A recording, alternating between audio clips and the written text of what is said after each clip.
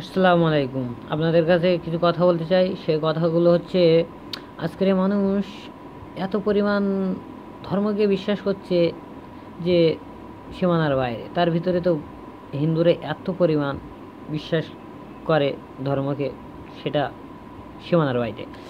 আচ্ছা, আপনারা একটা কথা ভাবুন তো, যদি পৃথিবীর ভিতরে এতগুলো ধর্ম হয়ে থাকে আর সবগুলো যদি সত্যি হয়, তাহলে কী অবস্থা হবে? আপনি সাপোজ ভাবুন যে ভারতের ভিতরে দুটো দলকে ধরুন, কংগ্রেস আর বিজেপি। তাই এই কংগ্রেস আর বিজেপি দুটো দলের ভিতরে যদি এত সংঘর্ষণ, এত মারামারি হয়ে থাকে, তাহলে ভাবুন তো, যদি ছয় চারটা যদি সৃষ্টিকর্তা হতো, তাহলে নিশ্চয়ই তাদের ভিতরে হয়তো সংঘর্ষ হতো। তা যদি চারটে হতো, তা নিশ্চয়ই মারপিট হতো, কিন্তু তেমনটা নয় কেন? তা আমি বলতে চাচ্ছি যে, আচ্ছা, খ্রিস্টানদের কথাই বলছি। খ্রিস্টানদের যদি গড হতো, গডের সৃষ্টি সব কিছু হতো, কারণ এই পৃথিবীটা বলে একজন সৃষ্টি করেছেন। তা সে কে? আপনাদের কাছে তুলে ধরছি, কারণ চারটে সৃষ্টিকর্তা নন, একজনই আছে। যদি আপনাদের কাছে বলছি, যদি গড হতো সৃষ্টিকর্তা, তাহলে অন্য জাতিদেরকে প্রশ্রয় দিত না। কারণ আমেরিকা তো এমনিতেই মুসলমানদের দেখতে পারে না, মুসলমানদেরকে হত্যা করে। আর দ্বিতীয় হচ্ছে এই হিন্দু। হিন্দুর ভগবানের যদি দুনিয়া সৃষ্টি হতো, তাহলে হিন্দুরাও অন্য জাতিকে, হিন্দুর ভগবানের যদি সৃষ্টি হতো, তাহলে নিশ্চয়ই অন্য জাতিকে তার পৃথিবীর ভিতরে রাখতো না। এমনিতে তো কাশ্মীরের যে অবস্থা, হিন্দুরা মুসলমানদেরকে মেরে হত্যা করছে। আর তৃতীয়ত হচ্ছে বৌদ্ধ। আচ্ছা, বৌদ্ধদের যদি ঈশ্বরের সৃষ্টি হতো, তা নিশ্চয়ই ঈশ্বর তার দুনিয়ার ভিতরে অন্য কোনো জাতকে রাখতো না। আর তৃতীয় হচ্ছে আল্লাহ। আল্লাহর যদি আপনাদের কাছে প্রশ্ন হয়ে থাকে, তাহলে তিনটে যদি মিথ্যা হয়, তাহলে আল্লাহ কেন এত মানুষকে রাখছে, এত ধর্মকে? কারণ আল্লাহর নাম কি? আল্লাহ গফুরুর রহিম, রহমতের আল্লাহ। আল্লাহ দয়ালু। সেই আল্লাহ আমাদের, এই পৃথিবীটার আল্লাহর সৃষ্টি, পুরো পৃথিবীটাই আল্লাহর সৃষ্টি। সবাই আমরা আল্লাহর সৃষ্টির মানুষ, সমস্ত ধর্মের মানুষ আল্লাহর সৃষ্টি। এর একটা কাহিনী আছে যে কি করে এতগুলো ধর্ম হলো। সেই ধর্ম আমি বিশ্লেষণ একটু দিচ্ছি। আমি তো আর বড় কোনো মাওলানা না, কলে আপনাদের কোনো মাদ্রাসায় ফাজিল কায়েম পাশ করা মানুষ না, কিন্তু যেটুকু আমার মেধা জ্ঞান আছে আর কি, সেই থেকে বলছি। এক যুগে চারটে বিশিষ্ট জাদুঘর ছিল, নূহ আলাইহিস সালামের আগের যুগে। তা সেই যুগের তারা এত জাদু করতো যে মানুষের কাছে তারা এত প্রিয় হয়ে উঠলো না, বহুত প্রিয় হয়ে উঠলো। তারা তাকে কি আর কি, যেমন হিন্দুরা যেমন দেখুন, যদি একটুখানি কেউ যদি একটু কিছু করতে পারে, জাদুটা তো হালকা, তারা ভগবান বলে যে ইনি ভগবান। সেই যুগের মানুষও না, তাদের চারজনকে একটা কি ছোটোখাটো ভগবান বলে মানতো আর কি। তা তারা যখন চারজন মারা গেল, তারা সেই যুগের মানুষগুলো শোক পালন করতো, কাঁদতো, চিন্তা করতো। তারপরে শয়তান এসে তাদেরকে যুক্তি দিল কি, কারণ শয়তান তো যুক্তি দেওয়ার শ্রেষ্ঠ, শয়তানের কাজই তো যুক্তি দেওয়া, মানুষের যুক্তি দিয়ে ধোঁকা দেওয়া। তা শয়তান এসে তাদেরকে বলছে যে তোমরা এক কাজ করো, তোমরা এই চারজন তো মারা গেছে, আর চারজনকে তো পাবে না, তারা তো উপরে চলে গেছে, তা তোমরা তাদেরকে মূর্তি বানিয়ে তাদেরকে পূজা করো, তারা মূর্তির ভিতরে আসবে। তা সেই থেকে মূর্তি পূজা চালু হলো আর কি। এটুকানে আপনারা বুঝতে পারছেন নিশ্চয়ই যে মূর্তি পূজা কেমন করে চালু হলো। আর হচ্ছে যেমন কিতাবের বিষয়ে কিছু বলছি। যেমন কিতাব আছে, হিন্দুদের এই বৌদ্ধদের বাইবেল আছে, খ্রিস্টানদের বাইবেল আছে, আর হিন্দুদের তো কিতাবের শেষ নেই।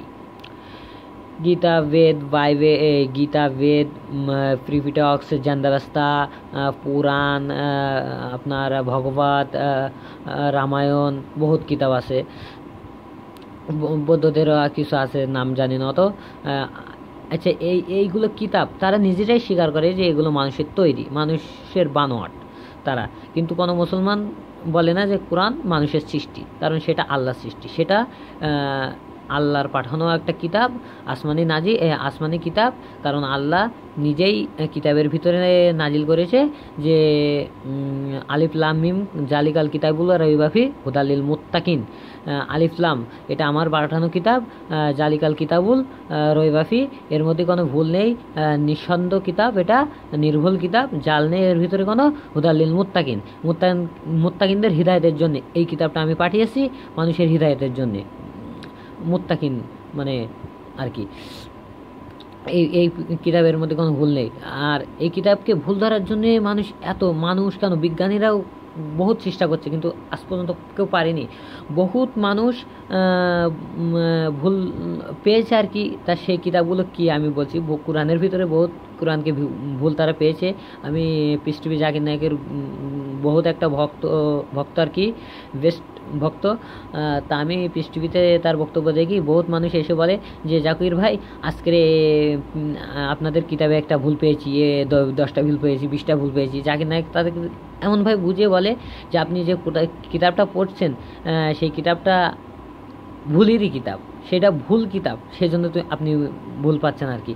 তা আমি বলছি ভারতে এত পরিমাণ ভুল কিতাব না, যে মানে কারখানায় তৈরি হচ্ছে না, ইহুদিদের কারখানায় এত পরিমাণ ভুল কোরআন শরীফ তৈরি হচ্ছে, সেখানে সব ভুল, মানে আল্লাহর বিরুদ্ধে। আল্লাহ যা মানুষকে হিদায়তের জন্য পাঠিয়েছে, তারা মানে কিতাবের ভিতরে লিখেছে আল্লাহ মানুষকে মারতে বলেছে, অন্য ধর্মের মানুষকে মেরে ফেলো, হত্যা করো, সন্ত্রাসে চাঁদাবাজ, এসব তারা লিখছে আর কি। কিন্তু আল্লাহ কোরআনে এমন একটা বলে না। আল্লাহ বলে সব আমার সৃষ্টি, সব আমার বান্দা, এমন আল্লাহ কিতাবের ভিতরে বলছে আর কি। তা যখন তারা জাকির নায়ককে প্রশ্ন করে, তারা বলে যে জাকির ভাই এতটা ভুল পেয়েছি। জাকির নায়ক কী বলে তুমি যে কিতাবটা পড়ছো সেটা ভুলের কিতাব, আমার কাছে যে কিতাব আছে সেই কিতাবের সাথে ওই কিতাবটা মিলিয়ে দেখো, কারণ 1400-1450 বছর আগে যে কিতাব আল্লাহ তাআলা মুহাম্মদ সাল্লাল্লাহু আলাইহি ওয়াসাল্লামের কাছে নাজিল করেছে, সেই কিতাবের সাথে সেই কিতাবের কোনো মিল থাকে না। কারণ জাকির নায়কের কাছে যেটা আছে সেটা অরিজিনাল কিতাব, আর ওরা যা নিয়ে আসে সেগুলো হচ্ছে মানে ভুল কিতাব। যখন তারা মানে ওই কিতাবের সাথে ওই কিতাব মিলায়, তাদেরকে এর সাথে ওর বহুত ফারাক, তারা তাদের ভুলটা বুঝতে পারে, তারা কালিমা পড়ে মুসলমান হয়ে যায়। আর এত পরিমাণ মানে হিন্দু থেকে মানুষ এত পরিমাণ মুসলমান হচ্ছে, সেটা সীমানার বাইরে। এই জন্য তো পিস টিভিকে বন্ধ করে দেওয়া হয়েছে। আর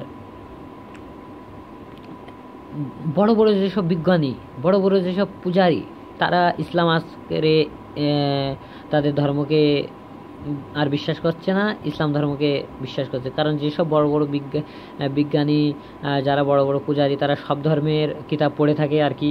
কিন্তু যখন তারা কোরআন শরীফকে পড়ে, কিন্তু কোরআনের ভিতরে যেসব আল্লাহ তাআলা নাজিল করে রেখেছে সেসব তারা বুঝতে পারে। তারা দেখে যে এসবগুলো তো কোনো মানুষের কিতাব নয়, এসব তো আল্লাহ সৃষ্টি, আল্লাহ বানিয়েছে, আল্লাহ তাআলাই নাজিল করেছে। তা এই কিতাবটি তো শ্রেষ্ঠ।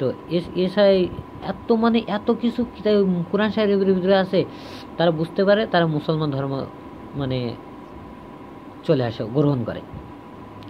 ভারতের সবচেয়ে বড় মন্দির, উত্তর ভারতের সবচেয়ে বড় মন্দির প্রবাসের মন্দির, মন্দিরটির নাম প্রবাসের মন্দির। সেটা হচ্ছে আপনার ইয়েতে কি বৃন্দাবনে। ওই মন্দিরের পূজারী, বিখ্যাত পূজারী ডক্টর শিবশক্তি নারায়ণ, আপনাদের বলছি, তিনি এত বড় পূজারী ছিলেন। তিনি পৃথিবীর সবচেয়ে শ্রেষ্ঠ বিশ্ববিদ্যালয় অক্সফোর্ড বিশ্ববিদ্যালয়ে 12টি ভাষায় MA পাশ করে তিনি এত পদমর্যাদা পেলেন যে ভারত সরকার তার নামের পিছনে ডিগ্রি দিয়ে দিলেন যে এর মতন ধার্মিক জ্ঞানী ব্যক্তি আর এই ভারতবর্ষের জমিনে আর নেই। তা তিনিও কালিমা পড়ে মুসলমান হয়েছেন।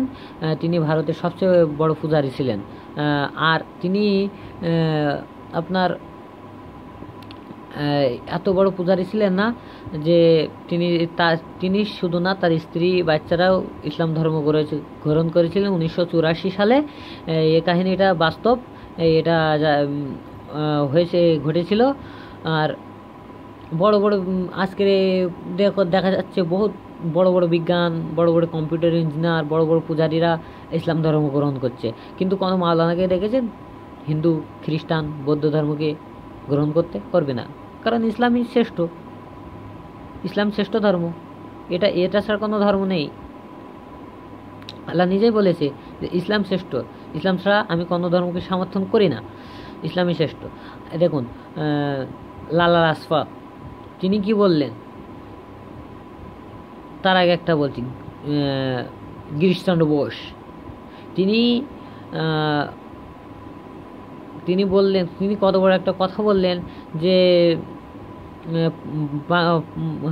ভারতের মানুষ, বাঙালি, তোমরা মুসলমানদের ধর্মগ্রন্থ কোরআন শরীফ পড়তে জানো না, মানে মতলব জানো না, আমি বাংলায় লিখে দিচ্ছি, তোমরা পড়ো, তোমাদের দিমাগ খুলে যাবে। তিনি একটা হিন্দু, বড় একটা গিরিশচন্দ্র বোস, আপনারা নাম শুনেছেন হিন্দু ভাইয়েরা, তিনি বললেন এই কথা। আর সবচেয়ে বড় একটা লোক যার নাম লালা লাজপত, তিনি কি বললেন যে ভারতের অধপতিত হিন্দু সমাজে ইসলাম এসে আলোর দ্বীপ। তিনি ইসলাম যদি এই ভারতবর্ষে জমিন না আসতো, তাহলে অধপতিত হিন্দু সমাজের মানুষ কোনোদিন মানুষ হতো না, এমন কথাটা তিনি বলেছেন লালা লাজপত। আরে শুধু লালা লাজপত নয়, আপনি দেখেন গিরিশচন্দ্র বাবু কোরআনকে ভালোবেসেছেন, স্বাধীনতার বিপ্লবী মহাত্মা গান্ধী কোরআন ভালোবেসেছেন, আপনার ইন্দিরা গান্ধী কোরআন ভালোবেসেছেন, কবি রবীন্দ্রনাথ ঠাকুর কোরআন ভালোবেসেছেন, তিনি সারা জীবন নবীর সুন্নত পালন করে গেছেন। আর আপনারা তো সাধারণ একটা মানুষ হয়ে কোরআনকে ভুল ধরতে যান। তারা বড় বড় বিখ্যাত মানুষ, তারা কোরআনকে ভালোবেসেছেন। আসসালামু আলাইকুম, রাখি। আমার ভিডিওটা ভালো লাগলে প্লিজ সাবস্ক্রাইব করুন, আর নতুন নতুন ভিডিও আপনাদের সামনে আরও দেবো। রাত 12টা বেজে গেছে। খুদা হাফেজ, আল্লাহ হাফেজ।